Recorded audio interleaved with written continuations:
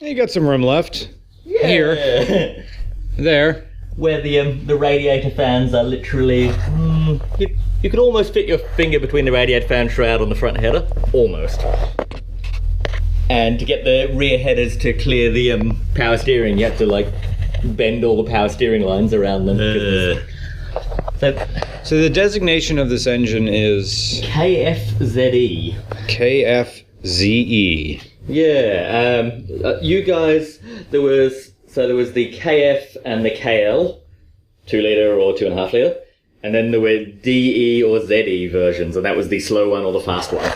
So you guys in America would have got the KL, 2.5, DE, slow one, in Ford Probes. Oh, okay. Okay. Yeah, so you'd be familiar somewhat with this. They make the slow 2.5 makes about as much power as this, which is 130 kilowatts-ish, 170 horsepower. Did they use the same block to get 500 more cc's out of this and just stroke it?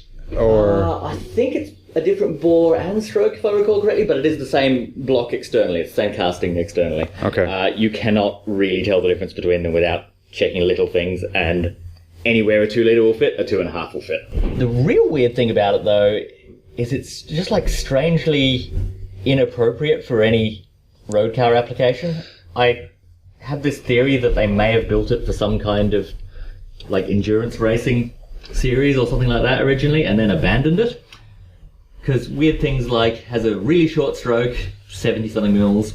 which is like that. Yeah, it's like pistons barely twitching type stroke. And a little odd for a normal road car motor. The ports are like typical, you can't really see them very well from here, but they're typical sort of race engine stuff of, you can basically see straight down from here right into the back of the valve in a big straight fat port.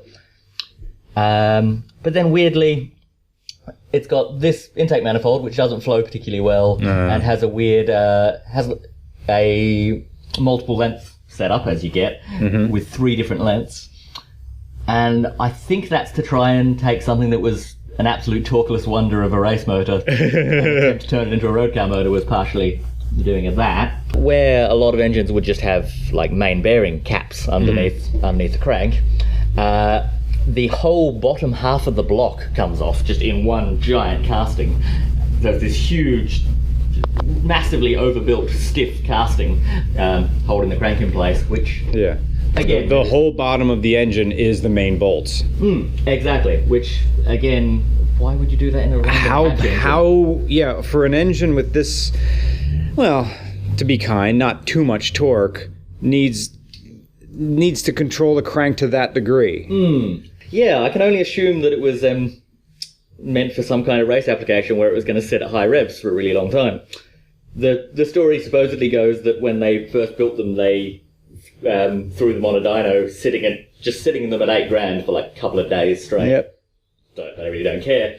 I like it. Now that I know these exist in the U.S. as the Ford Probe engine, but they make less power, the same power with more displacement. I guess it was just to move fat American butts around. Yeah, it's same in most countries. Only Japan really got the good ones, and it's just like nicer heads, bigger cams, more compression.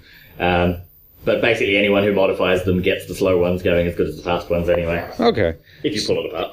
So there's hope for us if you have the V6 Ford Probe.